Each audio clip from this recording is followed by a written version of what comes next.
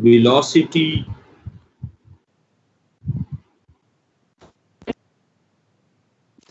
in terms of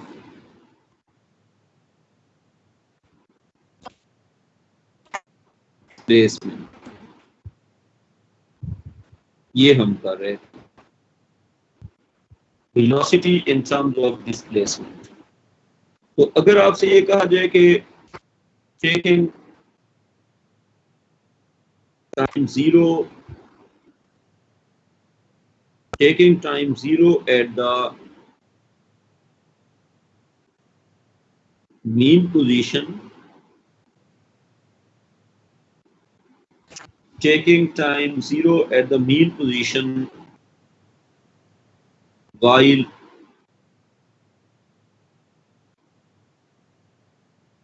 times mean position cosine of omega t।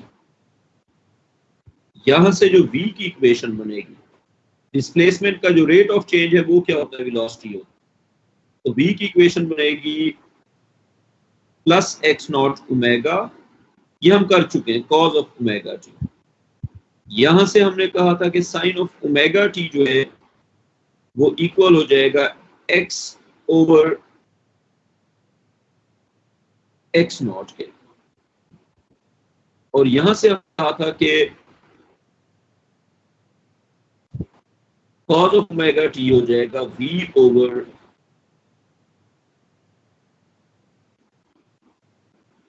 X not omega के। So sine of omega t is x over x naught, cos of omega t is v over x naught omega। ये हमने पहले ही सीखा होगा। अब जरा आप ये सोचो कि अगर हम साइन और कॉस को आपस में रिलेट कर लें तो टाइम एलिमिनेट हो जाएगा। आपने ओ लेवल में पढ़ा था कि फॉर अ राइट ट्रायंगल, अच्छा आपने some people curly brown hair वाला पढ़ा था या सोकर रो वाला पढ़ा था, क्या पढ़ा था आपने?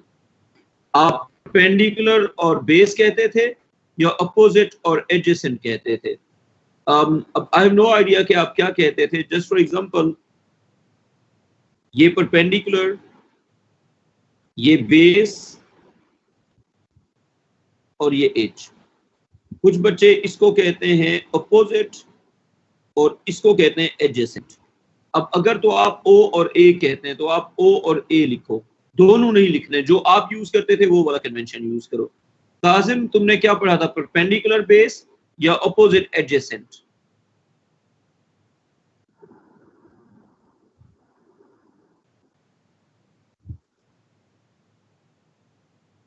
वही फिर यूज करो। अब देखो, अब से अगर हम लिखें तो हम लिखेंगे sine of theta is equal to P over H या फिर ओ ओवर एच, और जो होगा कॉज ऑफ थीटा वो होगा या तो बी ओवर एच या फिर हम उसको लिखेंगे a over h. This is formula for sine of theta, this is formula for cos of theta. And one other thing, h square is equal to p square plus b square, या कुछ बच्चे इसको लिखते होंगे h square is equal to o square plus a square। हमारा इस formula का क्या नाम था? Pythagoras theorem. हाँ, अब जरा ये सोचो, अगर मैं इस पूरे फार्मूला को डिवाइड कर दूं h स्क्वायर से, किसी भी फार्मूला को हम सेम नंबर से डिवाइड कर सकते हैं। अगर हम इस पूरे फार्मूला को h स्क्वायर से डिवाइड कर दें, अच्छा आपने जौन सी फॉर्म पढ़ी है आप उसी फॉर्म को फॉलो करो, आप दोनों ना लिखो, कोई सी एक फॉर्म जो आपने पढ़ी हुई है उसको फॉलो करो। तो h square over h square 1 हो जाएगा, p square over h square हो जाएगा p ओवर h इसका होल स्क्वायर, ये हो जाएगा b ओवर h इसका होल स्क्वायर। और जिसने दूसरी फॉर्म पढ़ी हुई है उसके लिए हो जाएगा 1 is equal to o over h का स्क्वायर प्लस इसमें हो जाएगा a/h का square. Now you know that p/h is sine of theta. तो ये बन जाएगा साइन ऑफ थीटा का square plus cos of theta का स्क्वायर. बस ये मैंने प्रूव करना था. तो अब जो चीज याद रखनी है वो ये है कि साइन का स्क्वायर प्लस कॉस का स्क्वायर हमेशा किसके इक्वल होगा? 1 के equal. And one more thing, आपने सर्कुलर मोशन में पढ़ा था कि ओमेगा होता है थीटा ओवर टाइम. इससे ये भी तो लिख सकते हैं ना कि ओमेगा टी जो है ये थीटा होगा. जहां पे ओमेगा टी लिख रहे हैं वो किसके इक्वल है? थीटा के इक्वल. अब दो ये है साइन ऑफ थीटा और ये है कॉस ऑफ थीटा. तो साइन और कॉस की वैल्यू को हम सब्स्टिट्यूट कर सकते हैं. अभी जो हमने फॉर्मूला पढ़ा है. किसी बच्चे ने हैंड रेज किए है. बेटा किसी का कोई क्वेश्चन है तो आप पूछ सकते हैं. आई थिंक एक्सीडेंटली हैंड क्योंकि किसी बच्चे ने कुछ नहीं पूछा. तो अब कहानी ये बनी कि कॉस का स्क्वायर प्लस साइन का square is equal to 1.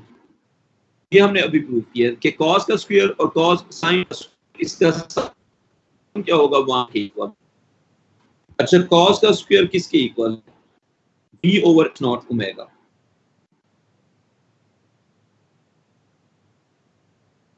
v over x naught omega इसका होल, ये है x ओवर x नॉट इसका होल स्क्वायर और ये इक्वल किसके हो गया? 1 के. हमारे यहां तक कोई कंफ्यूजन है? No sir. अच्छा, अब अगर हम v को सब्जेक्ट बनाते हैं, हमने करना क्या है? हमने v को लिखना है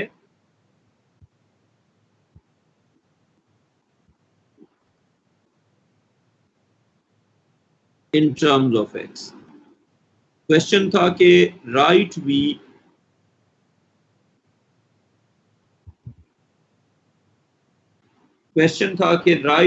इन टर्म्स ऑफ x. तो अब ये हमारे पास बन जाएगा v over x naught omega इसका whole square equal to 1 minus x over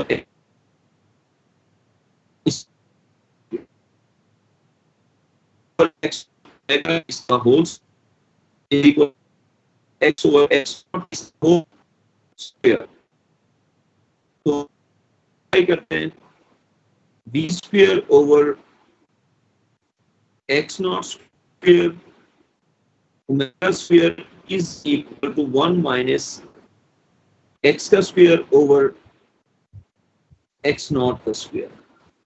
अच्छा, राइट साइड पे x नॉट के स्क्वायर को एलसीएम ले दो.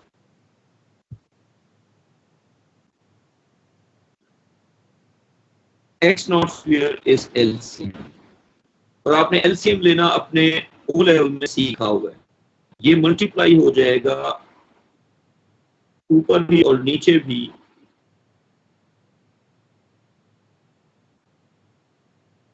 x नॉट स्क्वायर से. ये बन जाएगा x नॉट का स्क्वायर माइनस x का स्क्वायर. बेटा ये ओ लेवल के मैथ्स में आपने पढ़ा होगा कि एलसीएम कैसे लेते हैं. तो ये इस तरह v square over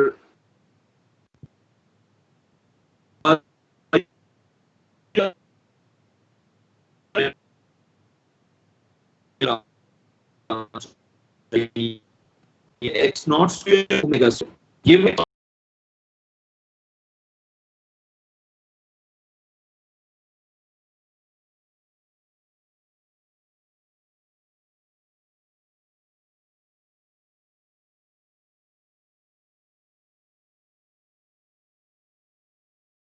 V is velocity. Velocity is a vector, so this plus minus gives the direction. Plus का मतलब टूवर्ड्स राइट और माइनस का मतलब टूवर्ड्स लेफ्ट. अगर हम ओमेगा को ले जाते हैं राइट पे तो फाइनल फॉर्मूला फिर बन जाएगा V is equal to plus minus omega times under root of x naught square minus x square. Oscillation में क्या होता है, ऑब्जेक्ट एक बार मूव करता है लेफ्ट टू राइट, फिर मूव करता है राइट टू लेफ्ट. तो पॉजिटिव का मतलब होगा यहाँ पे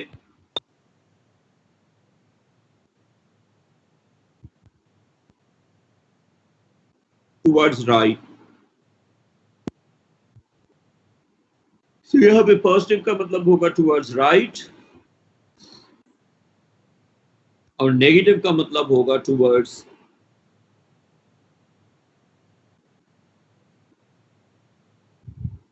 लेफ्ट. यहां तक बच्चों कॉपी कर. तो इस फॉर्मूला में जो पॉजिटिव साइन है वो है टुवर्ड्स राइट और जो नेगेटिव साइन है टुवर्ड्स लेफ्ट होगा. हमारा कॉपी हो गया यहां तक?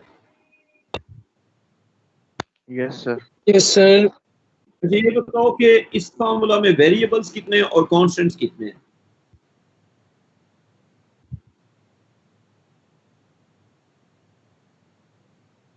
इस फॉर्मूला में कोई कांस्टेंट नहीं है. नहीं है कांस्टेंट्स. ओमेगा और एक्स नॉट जो है वो कांस्टेंट्स हैं. देखो अगर हम एनर्जी लॉसेस को इग्नोर करते हैं तो एम्पलीट्यूड जो है वो कांस्टेंट होता है. ऑसिलेशन जो नॉर्मल ऑसिलेशंस होती हैं उसमें जो वेरिएबल होता है वो डिस्प्लेसमेंट होता है.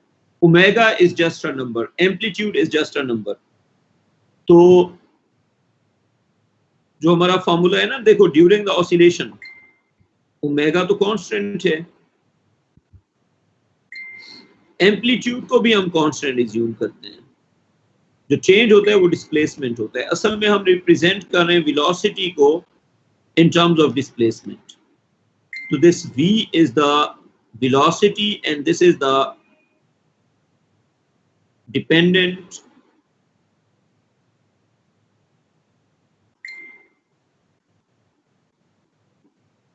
variable.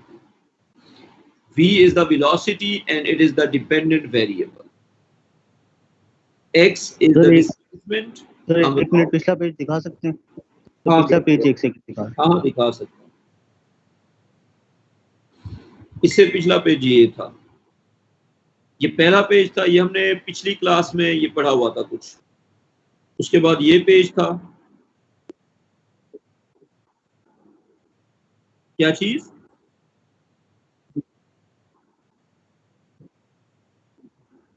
यार अब तो क्लास खत्म होने वाली, अब तो फायदा भी नहीं होगा. मैंने आज वैसे मेरी थोड़ी तबीयत खराब है तो ये थोड़ा सा काम ही करवाना था, तो अब मैं उसको इनवाइट कर भी लूँ तो अब कोई फायदा होना भी नहीं है.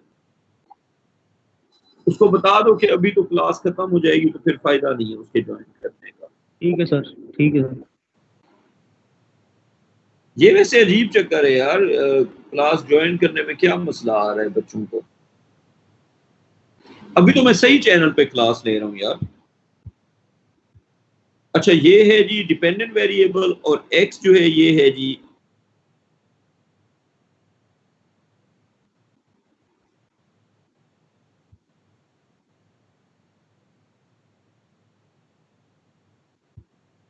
Independent variable.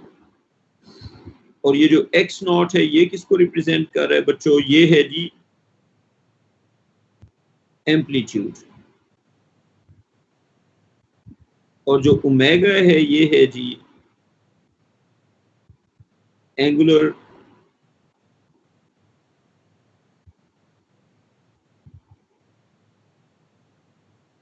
फ्रीक्वेंसी. और ये है कांस्टेंट और ये भी है कांस्टेंट. अच्छा बच्चों मैं आपको अगर कोई होमवर्क दिया करूं तो मुझे करके दिया करो. कॉपी कर लिया यहां तक? अब मैं आपको कुछ होमवर्क दूंगा जो मुझे आपने करके देना है. बच्चों कॉपी हो गया यहां तक?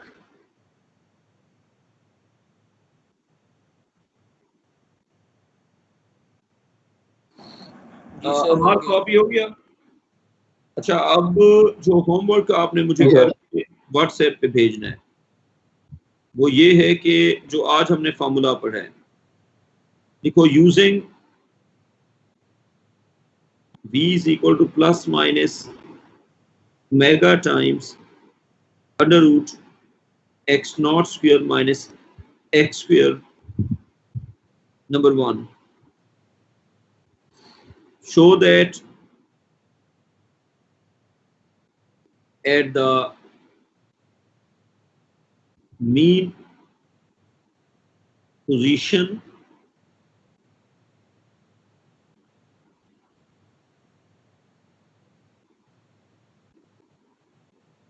velocity is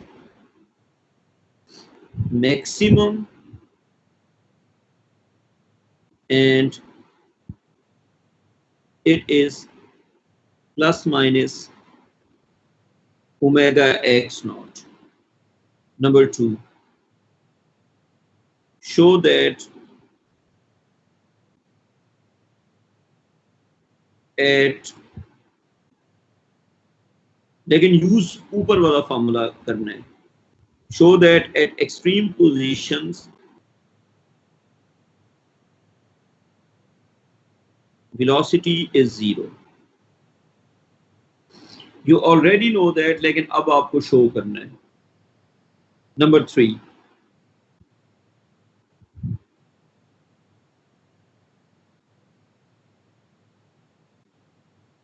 और नेक्स्ट क्लास में मैं सबसे पहले ये होमवर्क वाली चीज खुद कराऊंगा, लेकिन आपने खुद ट्राई करनी है एक बार. Complete the following graphs. सबसे पहले आप बनाओ graph.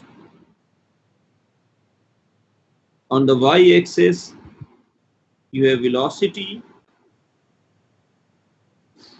on the x-axis you have displacement, v versus x का graph. And one thing that can be changed is same graph, the only difference is velocity की जगह speed देखो.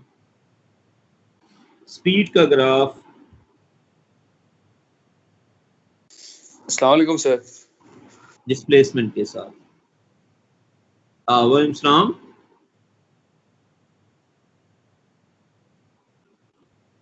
ये कौन थे? हाँ, ये क्या सीन है यार, मुझे सलाम किया और क्लास छोड़ के बच्चा चला गया है जी. हाँ जी बच्चों, कॉपी कर लिया? जी सर।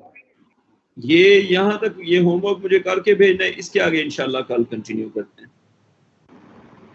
सर पेज 3 दिखा दे। पेज 3 दिखा दिया. पेज 3 पे तो कुछ है भी नहीं.